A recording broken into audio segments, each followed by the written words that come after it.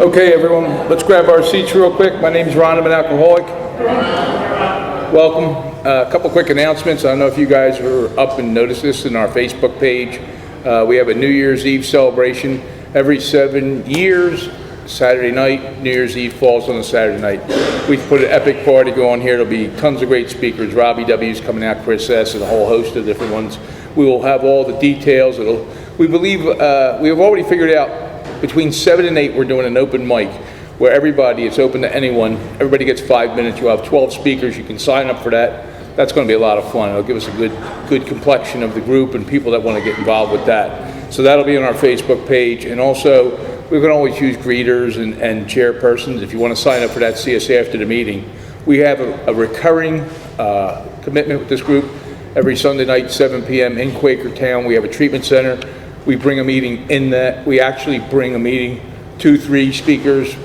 We have an hour with the people, a message of hope and recovery. If you'd like to do with that, there's no time requirements or anything, just you're willing to be of service. See me after the meeting and we'll do that.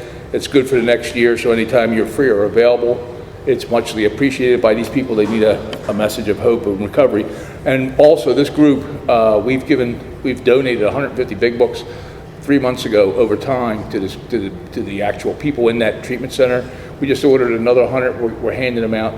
They don't really have exposure to the AA Big Book and Recovery, so what we do is we carry that to them, and it's very vital. If it's been impactful to you, it's impactful to the people that are sitting in that treatment center hopeless, if you've ever been there, so it's well needed. Anyway, we've got a great chairperson tonight. Let's welcome Kara. Let's have some fun with this.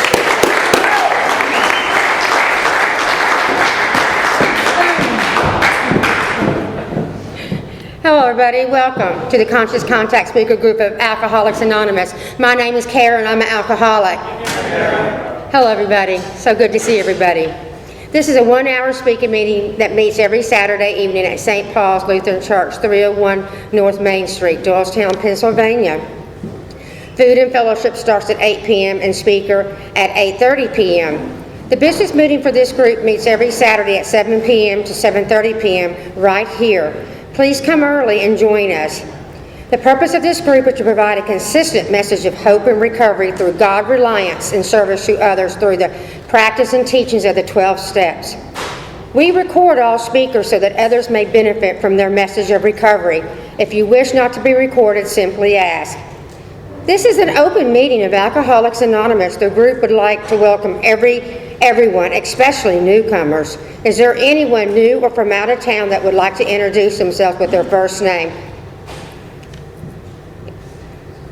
Yeah, hi, I'm Stephen. I'm an alcoholic. Welcome, Stephen. My name is Phil, alcoholic. Welcome, Joel. Welcome. My name is Clint, alcoholic. Well, hey, Clinton. Welcome. The Conscious Contact Speaker Group encourages sponsorship. Would anyone with working knowledge of the 12 steps and is willing to sponsor, please raise your hands. Are there any announcements for the good of AA? Our sister group is a big book study meeting that meets every Thursday at 7:30 p.m. just up the street at Salem Church, 186 East Court Street, Doylestown, Pennsylvania. At 6:15, we open the doors for fellowship and coffee. We'd love to see y'all. We have meeting lists and big books on easy terms. Please see me or any home group member after the meeting. If you cannot afford a big book, the Conscious Contact Speaker Group will give you one at no charge. Anyone willing to make donations for the purchase of big books and CDs to help those who cannot afford them can put donations in a jar in the back of the room. All CDs are available free of charge. Please subscribe to our YouTube channel, the Conscious Contact Speaker Group of Doylestown, Pennsylvania, and our Facebook groups. So subscribe and share. You can find our speakers there. Join our Facebook page to keep informed and share upcoming events and meetings. I'd like to ask Brian to come up and read the preamble. Let's give Brian a warm welcome.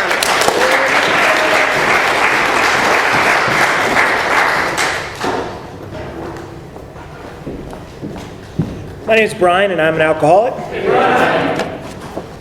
This is the AA Preamble. Alcoholics Anonymous is a fellowship of men and women who share their experience, strength, and hope with each other that they may solve their common problem and help others to recover from alcoholism. The only requirement for membership is a desire to stop drinking. There are no dues or fees for AA membership. We are self-supporting through our own contributions. AA is not allied with any sect, denomination, politics, organization, or institution, does not wish to engage in any controversy, neither endorses nor opposes any causes. Our primary purpose is to stay sober and help other alcoholics to achieve sobriety. Now I would like to welcome Michelle to read the 12 Steps of Recovery.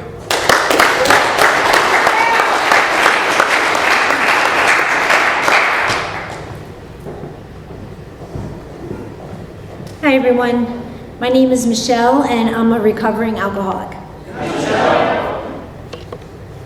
Okay, and these are the AA 12 Steps of Recovery. Step 1, we admitted we were powerless over alcohol, that our lives had become unmanageable. Step 2, came to believe that a power greater than ourselves could restore us to sanity. Step 3, made a decision to turn our will and our lives over the care of God as we understood Him. Step 4, made a searching and fearless moral inventory of ourselves. Step 5, admitted to ourselves and to another human being, admitted to God, to ourselves, and to another human being the exact nature of our wrongs. Step 6, we're entirely ready to have God remove these defects of character. Step 7, humbly asked Him to remove our shortcomings. Step 8, made a list of all persons we had harmed and became willing to make amends to them all. Step 9, made direct amends to such people wherever possible, except when to do so would injure them or others. Step 10, continued to take personal inventory, and when we were wrong, promptly admitted it. Step 11, sought through prayer and meditation to improve our conscious contact with God as we understood Him, praying only for knowledge of His will for us and the power to carry that out. Step 12, having had a spiritual awakening as a result of these steps, we tried to carry this message to alcoholics and to practice these principles in all our affairs.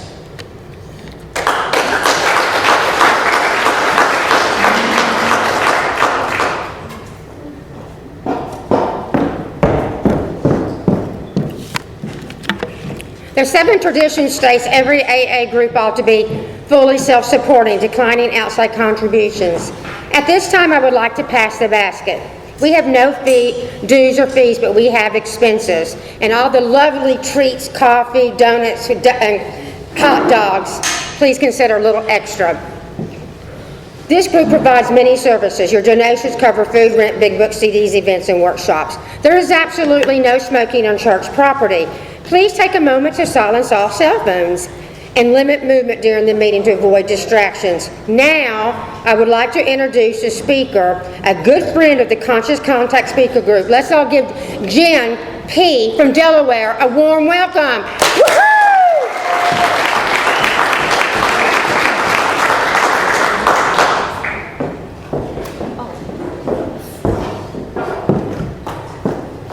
Hi everybody, I'm Jen. I'm an alcoholic. So I have a sobriety date. It is July 15th of 2016. I always get it wrong. I always mix it up, but tonight I got it right. So I have a really long story or history of bouncing in and out of the rooms of Alcoholics Anonymous. So I hope you can stay with me. But it's my story, so it's all I got. And I just want to thank you guys for letting me be here tonight. Whenever anybody from AA asks me to do anything, I always say yes, because it is the program that saved my life. And I also look at it like this: I never turn down a drink. So, anytime I'm asked to do anything for AA, I always say yes. And that's what brings me here tonight. And I've got a couple of my girls here, which we always have fun in the car rides, and it was a lot of fun. It was loud, but it was a lot of fun. But I have a sponsor, and she knows she's my sponsor, and I get the privilege and honor to sponsor women today. And I also have a distinct experience with Step 12 of doing it and not doing it. And so that's part of my story. So let's see, I won't go on a real long drunk-a-log, I think, because, most of us already know how to drink. But, I'll say this, I had a relatively normal upbringing, if there is such a thing. I had 2 parents in my household, and I have 2 brothers and a sister. We were raised Irish Catholic, the story. It's a lot of us. So here's what I remember from a young age. I remember feeling a little bit different, almost like from the age of recognition. And I just can remember being really young and on the playground and just feeling like so different and just not being able to connect with the other kids and desperately wanting to, but just terribly shy and terribly full of fear. And, I wouldn't have been able to put those words around it. I just felt different. And I so wanted to be able to play with the other kids. And it's like I just couldn't get past this fear. And I remember too, in our household, there's a lot of parties, holidays, and a lot of drinking. And it was fun. Like, I remember this from a young age. I remember going to holiday parties, and the volume in the room would be, just normal. And then as the night went on, it would just get louder, and there'd be a lot of laughter, and and the grown-ups were always acting a little silly and goofy, and so I knew that there was something to the whole, alcohol thing. And my dad used to say, you can run to the fridge and grab me a beer, and we could crack the beer and take a sip of it. It was always disgusting, and I was like, I don't understand this. And then, as I got older and went through my first Holy Communion, then we had church wine, and it was really gross and all that. But I always knew that there was something to this magic of alcohol. But anyway, so on through the years now, religion is a big part of my story, and it's a big part of my upbringing, because right after I had made my first Holy Communion, my parents completely switched everything, and they became independent, fundamental, evangelical Baptist. And if you're familiar with that, it's pretty hardcore, and it's the complete opposite. So it was I went from all of the fun that was to there's no fun. There's no drinking, no smoking, no rock music. There was a period of time where we weren't allowed to watch TV except the news.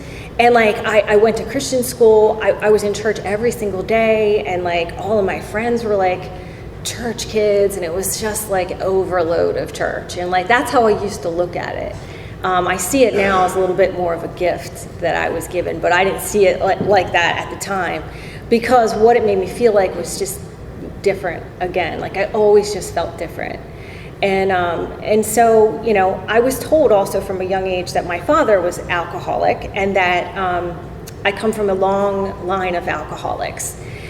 And, I share this. My father died when I was 15 in a car accident as a direct result of drinking and driving. So chances are, in knowing what I know about alcoholism and looking back on my life and looking at kind of the periods of melancholy and kind of maybe where he was trying to white knuckle it, it's probably a safe guess that he was. But anyway, so yeah, right around 15 when my father died, it was so traumatic, because it was he was here one day and then gone the next. And my whole world just changed. And so my mom, so I'm a little bit Southern, and I think, Kara, you have a Southern accent, I noticed, right? So I'm a little Southern and I'm a little Northern. So I'm some of my roots are from North Carolina and some are from Philadelphia. And so my mom decided that she was going to move us down to North Carolina. And I grew up in New Jersey. And I'm also a child of the 70s and the 80s. And so if you remember the 80s, some of you do, it's the age of excess, right? So it was big hair, lots of makeup, tight jeans, everything, right? That was the era that I came from. So as you can imagine, I'll say this too. My mother, she suffered from a deep ism, okay? I can't classify her as an alcoholic. She never identified herself as an alcoholic, but she went to rehab a couple times. But pills were more her thing. But she was crazy. And I loved her, but she was just so nutty. And so I was in 13 different schools from the time I was in first grade until I graduated high school. And so what it did for this alcoholic is, I'm a chameleon. I will put on a face for you. If I think that you want me to, or will accept me if I'm sporty, then I'll second base, shortstop, and I'm gonna be the best sports girl ever. If I think that, being the ditzy blonde, sure, I'll try that one on for size. Academics, yep, I'm smart, I can do that too. I will put on all these different hats. So as you can imagine, when I finally got sober, I'm I have no idea who I am, or I don't know what I like, I don't know. But that's a long road. We're not even anywhere close to that yet. So I'm all the time bouncing in and out of these schools, and what would happen is if things weren't working out for me at one school, I knew it was only a matter of time before somebody ticked her off and she would yank us out and throw us in another school. And so what it did for me is that, if it wasn't working out at one school, I knew that I would just recreate myself in another. And so every time I felt different, and I know that a lot of people, shake their head when I share this, because I've heard others share it, and that's that I always felt like I was absent the day that they handed out the manual to life. I missed that day at school, because it just seemed to me like all the kids knew how to interact with one another, and I was always a step or two behind, and I just always felt different. And then bouncing in and out of all these different schools, I felt different. And so here I am. I'm this girl from New Jersey with this thick New Jersey accent and this big hair, and now we're down in North Carolina. And it was my first couple of days at school, I was mortified, because all the girls had these cute little blonde bobs, and everybody drove these fancy cars and stuff, and here I am with this thick New Jersey accent, and I'm different again. And so I had to reinvent myself again. I think that a lot of that, though, has made me very successful in my career today, because it's I get along with anybody, I can talk to anybody. I have a lot of experience in a lot of areas. But anyway, so I'm down here, I'm down in North Carolina. My dad just died, and and then this one night, it was the night that changed everything. It just was the game changer for me, because I walked around with this ball in my stomach constantly, just this tightness, and it's I went to a party and I got seriously drunk on amaretto, of all things. Why did it have to be amaretto? I can't, anything that smells anything remotely ugh. But I remember that night. I remember that night distinctly, because it was the night I got free. It was the night that allowed me to come out and play, and it allowed me to connect with you guys, and I always felt like I was down here. That's where I always was in my mind. I always kept myself kind of down there. And that night, I came up to just about here with the rest of you. I was prettier, I was smarter, I was funnier, I was all the things. And I got horribly sick, and I just remember saying, I can't wait to do that again, And I didn't know it then. I didn't know that I was going to anchor myself to that one thing that was going to just take me down. I just thought, this is what everybody does. And I just thought everybody got the same effect produced by alcohol, because it was so powerful for me. It was, if you would, my first spiritual experience. And, so that's pretty powerful. And I'm a teenager, Listen, I did not get a lot of consequences for many, many, many years. I had a lot of years where drinking worked for me, and I had a lot of fun. I loved to drink. And I think that I get really excited when I see the younger folks who are already drinking alcoholically come in, and they get to stick and stay because they get to have a big, beautiful life, That's not my story. My story is it worked for me a long time, and if it's still working for me, why would I seek any help? I don't think there's a problem. So, so I'm a teenager, right? And so my sister's 2.5 years older than me, and so when she turned 21, I just snagged her ID card. So and we looked a lot alike. So it was I had a built-in fake ID, and I knew everything about her. So I was score. So I would go everywhere with that, and I just had a lot of fun. And like, and I didn't pay a lot of consequences, but I can see where my thinking was really messed up, okay? So I don't know if anybody else can relate to this, but my mantra was always, I'll figure it out tomorrow. I don't know if anybody can relate to that, but that's always what I was figuring out. I'm always quitting tomorrow, and I'm always gonna figure it out tomorrow, because today is never the option for me. And so I graduate high school, and it was all about my senior week. All about my senior week. Like that's the party week, and I had saved money, and I went in with my best friend and a couple other girls that were just, I couldn't tell you their names today. I didn't know them, and I did not care. I was there to party, and that was it. They were the fillers to help pay for the great place that we had right on the beach.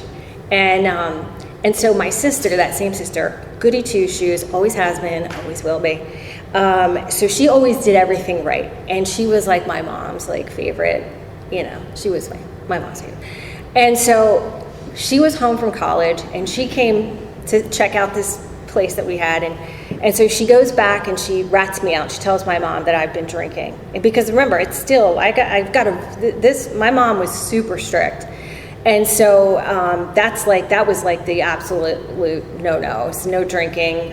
And so she told me to come home. I came home, she sat me down, and she's like, all right, well, I hear you've been drinking and all this. And she's like, I'm gonna give you two choices. You can either come home early from the beach, or you can go to college with your sister.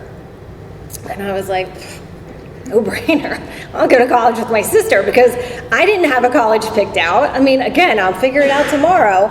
All of my friends have this plan. They've got I'm just like, whatever. I'll just go where the wind takes me. Well, it was a Christian college, and it was in the middle of nowhere, Ohio. And I'm sorry if anybody's from Ohio. I had a miserable experience. I hated it there. I hated it. It was like they were Southern, but then they were not Southern. I don't know. They said things like pop and glove bop. I don't know. It was just weird. And I was just so ill prepared for it. I mean, I didn't have a coat. I was coming up from North Carolina. I'm just like, how long do I have to be here? And so I'm there for 3 months, but you know what? I will always find the party, or I will create the party. And so I found a way to go party on High Street in Columbus, which was an hour from this nowhere town I was in, and I had a lot of fun. And then at 3 months after that semester, somehow I managed to squeak by, and I got decent grades or whatever. And then I begged my mom to let me come home, the punishment's over. And in my opinion, it did not fit the crime, but whatever, it wasn't my punishment. So I come home, and then I somehow managed to get into the University of North Carolina. I don't know how, but I did.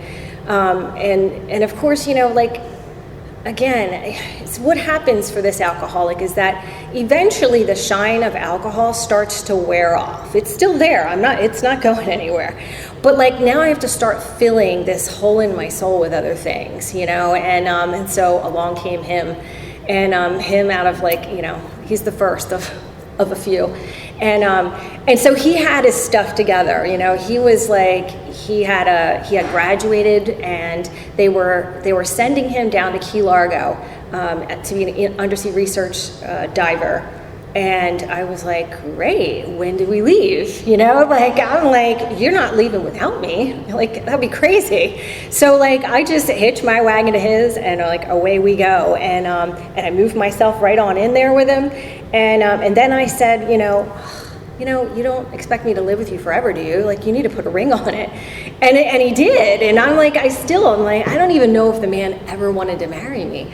But he did, because that's what I do. It's all about me. It's never about you.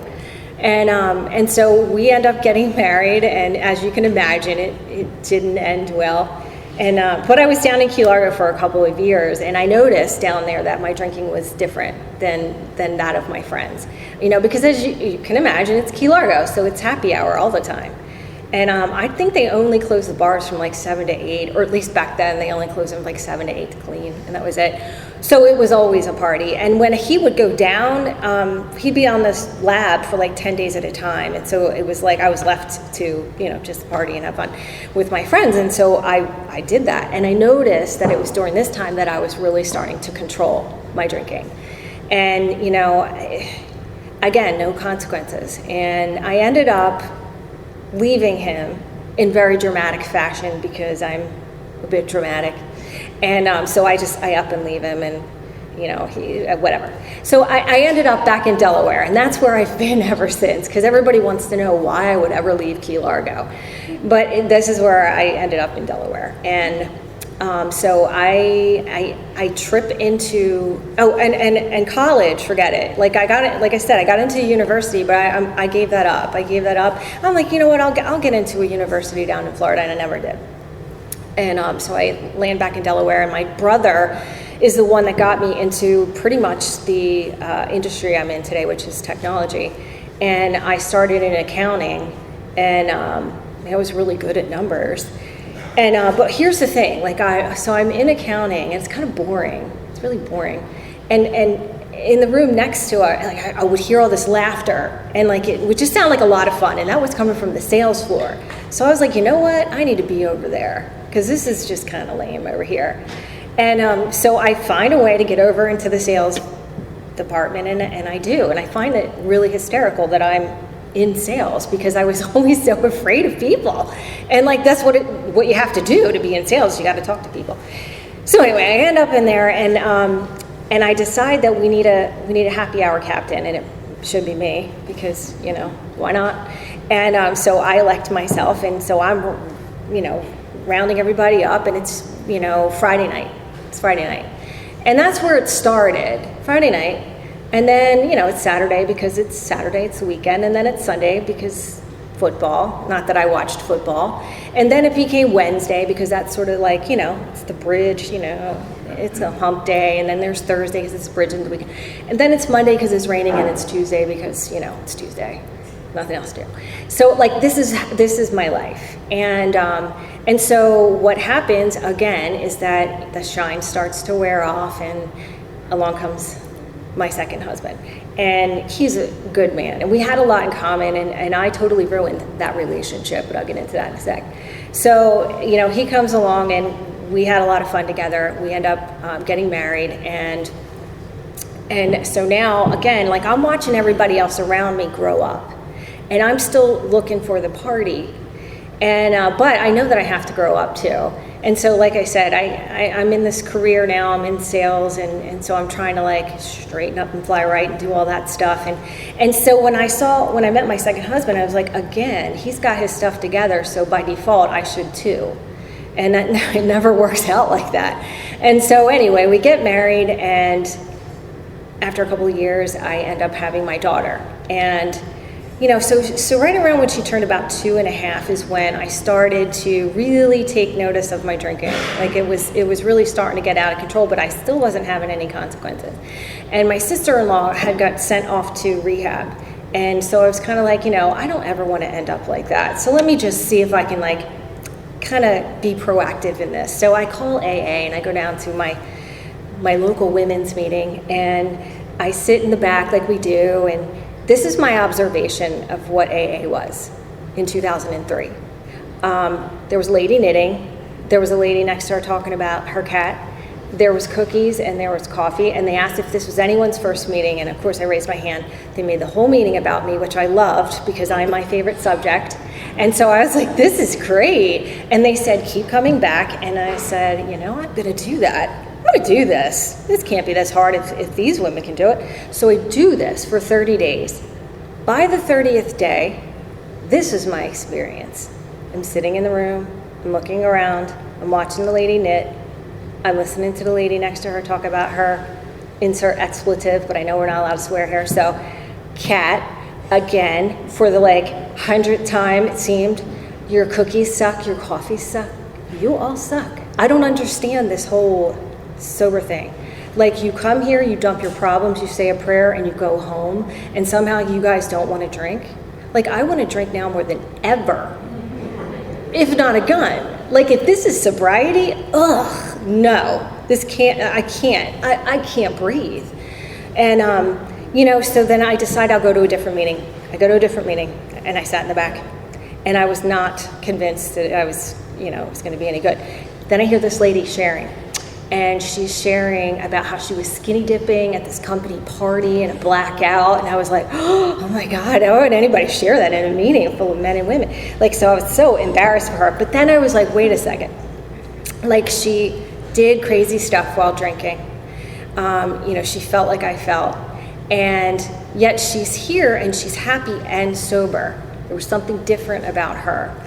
And so at the end of the meeting, naturally, I chased her down the hall and I was like, are you one of these sponsor people? Because apparently I need one. And she was like, yes, here's my address. Why don't you come to my house? And, and I thought that was really strange. Why would I go to a stranger's house? I just thought it was whatever. I'm not going to do that. But I did, because obviously the truth will seek the truth. And so that was my first exposure to the beginning part of the book, at least steps 1 through 3, and the doctor's opinion. And I got a little bit of relief out of this allergy, learning about this allergy, this phenomenon of craving that I suffer from, that the non-alcoholic doesn't have that. So I was relieved. It explained a lot, that I have no shut-off valve. It doesn't do me any good because I'm still going to go to the bar knowing I have this allergy, whatever. If I don't follow it up with action, it's lost on me. But I was like, yeah, it explains a lot. And so then, we learned about she taught me about the mental obsession, and I was like, yeah, I get that too. And then we get through steps 1 through 3, and I'm like, step 1, really? I'm here in AA. Do we have to belabor this? Let's keep rolling. I think that the steps are like a checklist. And so I'm like, yeah, let's get to 2. God, hold on. You don't talk to me about God. Do you know who I am? I can quote scripture. I'm practically a pastor. Let's just keep going through the God thing. And, so she takes her time with me. And she's like, yeah, Jen. Yeah, that's good for you, but we're going to keep going. And then we get to 3. And she says, that at the root of everything is me, self. And I was like, I don't think so. Hold on. I was willing to believe a couple of these things, but I'm not selfish. Do you know who I am? Do you know what I would do for anybody? And she's like, yeah, but Jen, you would probably ask for a thank you, or you would expect them to thank. I'm like, well, it's courtesy, right? And I was like, listen, you're just a little too into this whole thing, and I'm not, and I'm good, and I've been sober 45 days now. That's longer than Lent. I think I'm good. I am Fred, if you guys are familiar with Fred. I'm Fred. You can cross out Fred's name, put Jen. Because I thought self-knowledge. If I just knew enough, I'd be able to do this. And so I check out, and I'm like, good. She left me with this. She always leaves me with a cliffhanger. She's like, you know what, Jen? Over any considerable period of time, it's going to get worse, never better. It's progressive illness for the real alcoholic. And I said, no, that sounds like a challenge to me. And I don't know if you know me, but I'm always up for a challenge. Okay, that's you. It sucks to be you losers, but not me. That's not me. That's not going to be my story. I haven't had any of this other stuff happen like you guys have. So I'm like, yeah, all right, nice. I'm out. And so, of course, she's always right. A couple of years go by, and now I'm in a little bit more worse shape. I'm blacking out, falling down the stairs at my in-laws at Thanksgiving, things like this. Bathing my kid in a blackout, spinning out of my blackout, looking at her, saying, come on, honey, it's time to get in the tub. And she's looking at me like, Mommy, that's silly. We just did that. And I'm like, I'm that mom. And, so I decide that I need something more than AA because AA didn't work. And it won't, right, if we don't do anything. The rooms aren't going to do anything for me. It's great. Our fellowship's awesome. But anyway, so I go to IOP, and I check myself in to this program for 6 weeks, and I learn a bunch of stuff because these are the professionals now. That's what I need. I don't just need some other lady that I don't know telling me something out of a book. These are the professionals, and they're teaching me things like triggers and people, places, and things, and play the tape through. I really like that one. I wrote that one down. I wrote them all down in my blue folder. And after 6 weeks, I take my folder. I'm a graduate now, and I go on my way. And 2 weeks later, I was drunk. Turns out my tape player's broken. But the reason I share this is, those things are actually really good. If you're early in sobriety, absolutely, it makes sense. Don't go hang out at the bar. But doesn't work for me. Like, I don't have the capacity, I don't have the mental defense against that first drink, you know? So my tape player is broken. But the thing is I felt really bad. I felt like such an incredible failure, because these are the people telling me what to do, and I can't even do that, you know? And of course, I just shoved that deep down inside of me somewhere, and I just continue to drink over it. Fear and consequences do nothing for this alcoholic except make me drink more. You know, so on through the years I go, and it's continuing, and I try to bounce in the rooms occasionally, check you guys out. Yeah, you are all still here. Yeah, you're all still talking about the same thing. And then I'm like, yeah, I can't, I'm out. And then so I end up in rehab. I go to rehab. I go to a really nice rehab. It was more like a vacation and a place to dry out and get away from the heat a little bit. And I met some really good people, and I had to surrender. I always wanted this thing, don't get me wrong. I always wanted it. I just didn't do anything. So I go to rehab, I get out, I connect with that sponsor. The same sponsor, by the way, I've had all since 2003. So I get out, this was in 08 to 09, that I had a period of sobriety, real sobriety. But I get out of that rehab, I connect with my sponsor, which takes me all the way through the 12 steps. I wrote the inventory, you know, but again, I really treated the 12 steps like a checklist. Again, step 1, I was in rehab. Come on, let's just keep moving. There's 2 full chapters dedicated entirely to step 1, and I missed the boat on it. There's no surprise. And then step 2, again, with the God, I was just still like unwilling to really have a new concept of God. I hung on to that God of my childhood, and it really didn't work for me. Step 4, I wrote a thorough inventory, sat in 5. I did everything. We're supposed to live in 9 through 12, you know, but after I get through the 12 steps, I'm like, I'm good.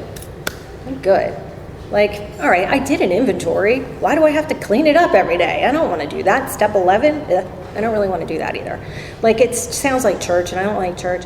And step 12, no, I'm too busy. You don't understand. Like, I'm too busy. Like, we all get really busy after we get sober, right? And I'm like, I can't be bothered. You guys knock yourselves out. I'm going to watch from over here. That did not serve me very well. And all along the way, I collected the coin every month and put it in a velvet pouch. Every month. I found the velvet pouch just recently. And so I go like I should be congratulated. And at the 1 year, I got my heavy metal coin, and I was so proud of myself. You know, but if I'm not treating my alcoholism with the 12 steps in God, I will treat it with the bottle. It's just a matter of time. I can't hold my breath that long because the obsession to drink was removed from me. But I have to stay in action.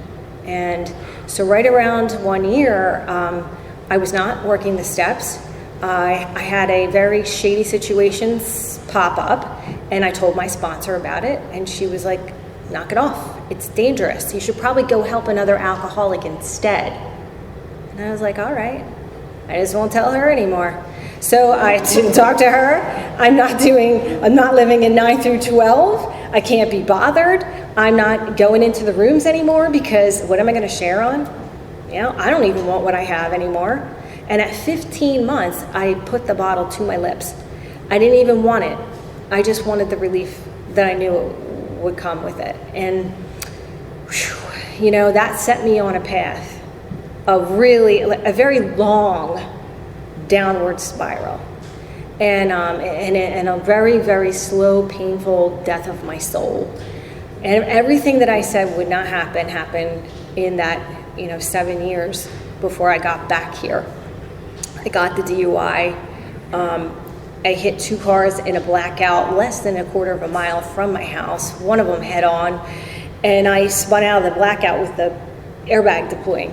And, it's just, and it was actually, it was a cop that I used to party with too. It was strange, but yeah, but everybody walked away from that accident. I mean, I don't know. I know that that's not everybody's story, but I'm forever grateful that that's my story. Everybody walked away, and I got divorced naturally because that's what I do. I mean, I'm terrible in relationships, at least I used to be, and I was a terrible wife in the end of my marriage. And he's a great dad too, and he's always been a really good dad. He should have taken my kid away. I gave him reason to many times, and he didn't. I don't know why, because he was kind of a jerk about a lot of things, but he did not do that, and I'm grateful for that too. I lost jobs, just a very painful 7 years. So, with all of that happening, you would think, especially after the DUI and the financial problem that it gave me, you would think that that would be enough. But again, fear and consequences do nothing except make me drink more. And I found a way to drink with the device in the car. I won't tell that story, it'll take up too much time. But it's a funny story. I had that device in my car for 2 years because of my blood alcohol level. It was just unbearable. And in Delaware at the time, it was a hum and blow. The human body can't do both at the same time. So anyway, it was a real hassle. And my sponsor used to laugh at me because she did, I'd pick them up, and anyway. So after, in 2016, in the last 2 years of my drinking, I'm praying to die every single day. And I have a lot to live for, not the least of which is my child, who I love more than anything. And, I'm passing out and coming to. I'm swearing off every day, or really I'm going to quit tomorrow because today is never the option. And so for the last 2 years, I'm just dying. And it was this random Thursday that I just looked at my kid. It was the look on her face. It was that look of disgust again. And that just broke me. It just broke me enough to where it's that moment of clarity that we talk about, that God gives us to be able to see things a little bit clearer. And it was like I knew I did not have to live like that anymore. I had had a taste of freedom. And so she and I together, because now at this point she was 15, she knew my sponsor, because I've had her in and out of the rooms of AA. So she's known my sponsor since she was 2.5. And so we called my sponsor together, and she said what she always says: come on back, we've been waiting for you, let's get back into the book. And this time I was so broken that it was like I heard everything new. I mean, this still this still put the screws to me. But I was so desperate. I'm like, I'm just going to do everything she suggests that I do. And her first suggestion was to get up to Main Street. And she said, ask for Tony. And it was July. And I'm like shaking, and I'm DTing, and I'm sweating, and I'm just like, and I said, all right, well, I'll meet you up there. And she's like, oh, no, I won't be up there. You asked for Tony. I won't be up there. She's like, the air conditioner's broken, and I have asthma. And I was like, oh my God, what kind of sponsor are you? You're not even gonna meet me up there? Like, this is how selfish I am, right? But I did it. And I got up there and I asked for Tony. I don't know why I had to ask for him. And I sweated and I shook, and and I did. And then I went back and I went back and I went back. And within the first 2 weeks, I was through the steps again. And this time I had a completely different experience. Step 1, really lost the boat on that one. The first 100 times I did it. Turns out I'm really powerless because I was unwilling to really think that I didn't have any skin in the game to be able to do this my way. Because if I think that I can, in any way, shape, or form, do this my way, I'm gonna try. And I did, and it almost killed me. I desperately wanted there to be a door number 3, and there just isn't for the chronic hopeless alcoholic, which is what I am. And, so step 1, powerless. And so I was definitely on board with that. Step 2, came to believe. It doesn't say we believe. And I had a completely different experience with step 2 and God this time around. I had not held on to that God of childhood anymore at this point. I was like, look, I don't know what you are. I don't know who you are. I don't know. But I'm just willing to start small. And that was enough for me. And I had a completely different experience with God. And I got to have a relationship, you know, and my God likes to swear because I like to swear, you know, and I just picture him covered in tattoos and like just really like a badass, you know, like that's the kind of God I can get down with, not the one that was always sending me to hell because I'm imperfect. Like my God knows I'm not perfect, and I'm meant to be that way because even my imperfections will help. You know, so 2 and 3, yeah, and 3, like the other half of 3, that selfishness, I was willing to believe that I was selfish. I just don't know. I don't know how. How am I showing up? Which is why it's so critical that I write a 4th step. I'm willing to believe that self is defeating me and it's manifesting in various ways, but I don't know how, which is why I have to write 3 inventories. And I get it down on paper, and I had a completely different experience with that this time. You know, I just look over the last several decades and I think how asleep I was. I was so dead asleep. And now it was like I was waking up for the first time. You know, so I wrote that inventory. I struggled with some mistakes, but I got a little bit better, you know, naturally, several 4 steps later. And I sat with my 5th step. We identified my character defects, which self-pity is my go-to. I hate it. God can't remove it quick enough, if ever. But it's there. And then 6 and 7, I sat for the hour. I didn't sit between commercial breaks. I sat for the hour. I know God better. I didn't know. I still don't know God, but I know him better. 8, I had a list of harms. 9, I went about and I did my amends. You know, I didn't have any profound amends stories. I try to do a thorough 10th step most of the time because I don't like to make amends, because I don't like to be wrong, but naturally, and my sponsor, I just feel like she loves to point out when I'm at fault, you know, and so I got to go clean that up. But I do try to live a 9 through 12 today. So that's my 10. And the thing is, I used to love the 9-step promises. I memorized them in rehab, actually, because we read them so much. And like it kind of goes through me sideways a lot of times when we read them in the meetings, only for this reason. Because a lot of meetings don't refer to them as the 9th step promises. They just refer to them as the promises. And I thought they sound pretty incredible. I just never knew what they meant. Halfway through what? Halfway through rehab? Like that's what I'm like, what is this halfway through? Halfway through my amends process. And then I'm promised these. Then they sound pretty incredible until I learned about the 10th step promises. Now those are my favorite.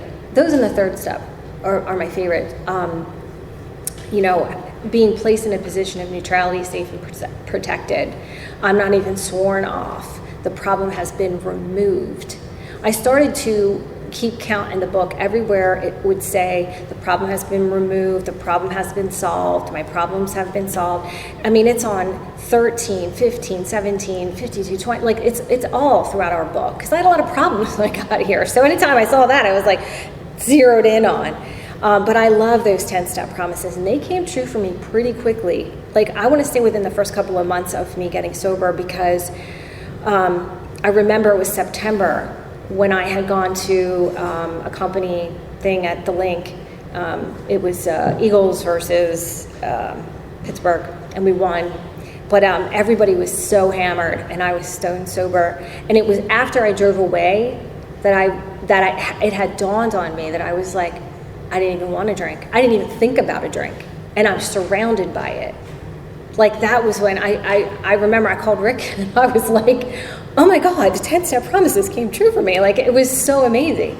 And then step 11, you know, I got really busy doing step 11 right out of the gates. And that's what we do in my sponsorship family. We're exposed to 86, 87, and 88 out of the big book almost immediately because it's never too early to establish that conscious contact with a God. And so I was doing that, you know, I still do that. And so I just look at it like prayer is me talking to God, and it's two-way. But I have to sit quietly and have to listen.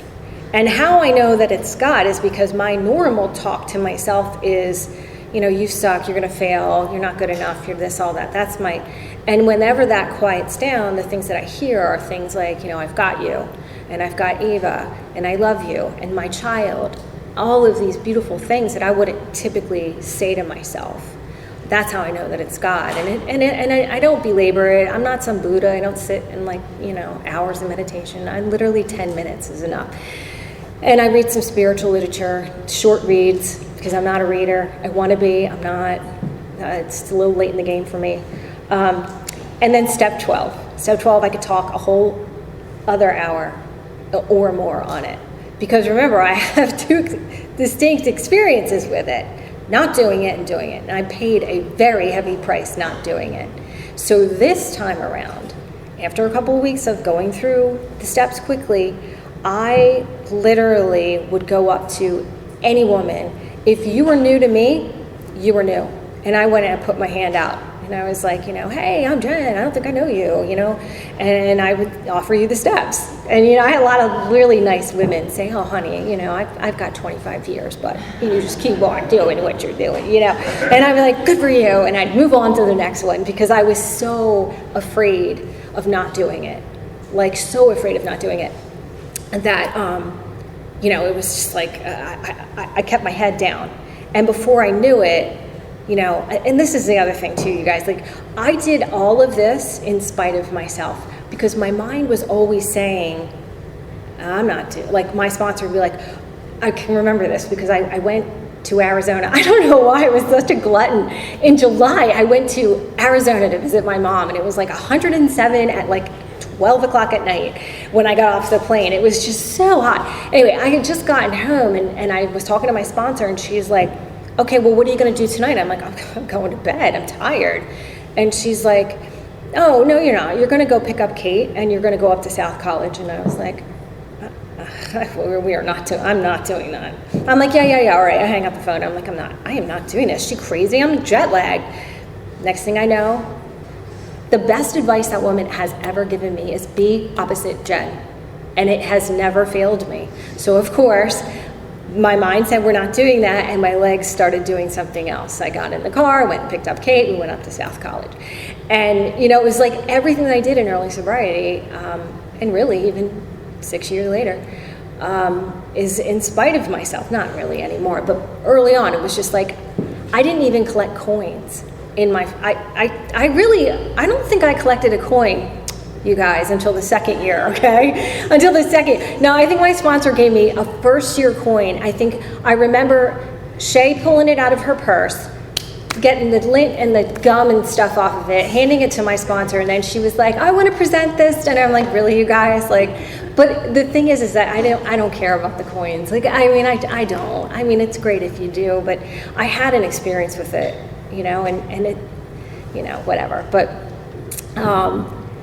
But anyway, so yeah, I lost my train of thought on that one. I knew this was going to happen, but I am wrapping it up. So step 12. So here I am, and I'm pulling these women in, and then they're asking me to sponsor them.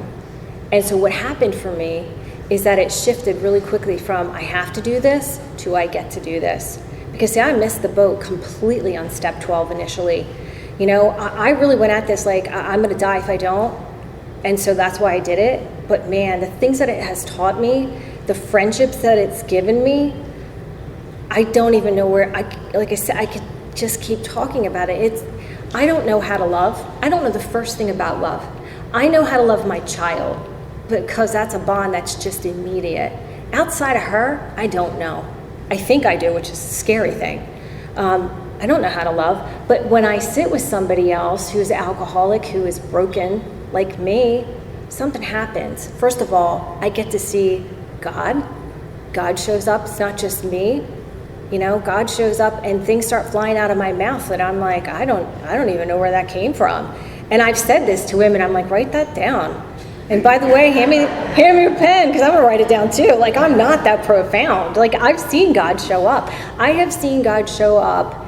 One of my first sponsees, she didn't have 2 nickels to rub together. When I first started working with her, she was in a recovery house and she was like, really down and out. And I said, yeah, I know you need to get a job. I know all this, but if you just sit with me, let's get you connected to your higher power and then let's see what God will do with this and with your life. And she listened to me and we did. We went through the steps and we went through quickly. And like literally, I watched her life completely transform.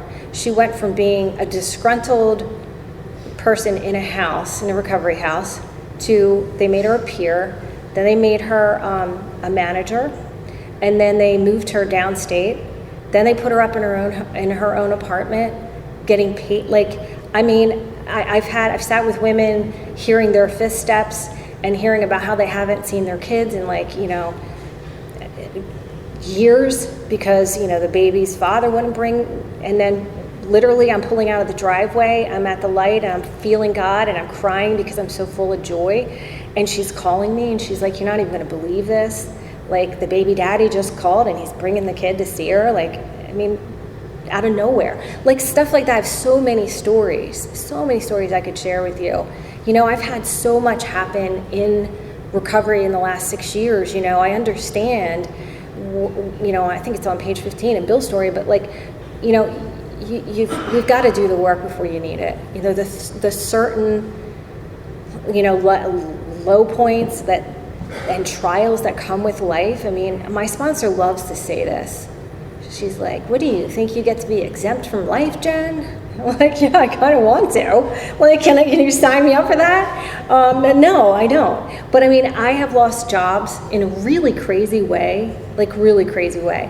And I was mad. This is like 2 years sober. I was so mad at God. Like, God has nothing to do with that, you know? And to see what God delivered, I'm never going to be privy to the blueprints of my life. I got to trust, but I don't know how to trust, and I don't have any faith. I got to go through these situations and take the hand of God with me and walk through them in order for me to then look in the rearview mirror and say, oh yeah, that's right, I saw what you did there.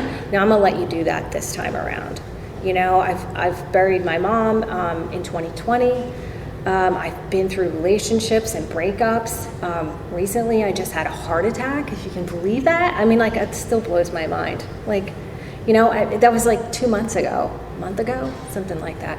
I have a really weird genetic connective tissue disorder that went undiagnosed all these years. And yeah, it can like take me out. But like, here I am, I'm still here. Like, I do feel like a cat. I do feel like I live on borrowed time, you know? And so that's why anytime, you know, AA wants me to show up, I'm here, because this gave me a life, and it continues to give me a life, you know? So I keep doing it, and yeah, so I guess that's my story. I'm right about it at the hour. So thank you guys. Thanks for letting me share.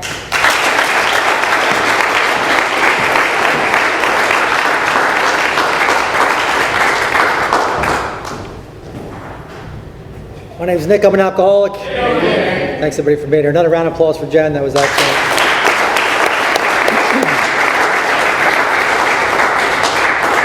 It's customary us to form a line and thank our speaker. They come in at their own time and expense, so we'll do that over here in the corner. And we can use some help cleaning up. I believe all the chairs stay at the tables, and the rest of the chairs will go on the racks in the back.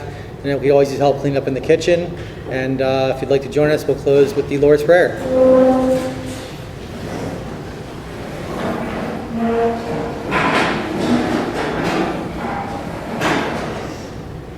Our Father, who art in heaven, hallowed be thy name.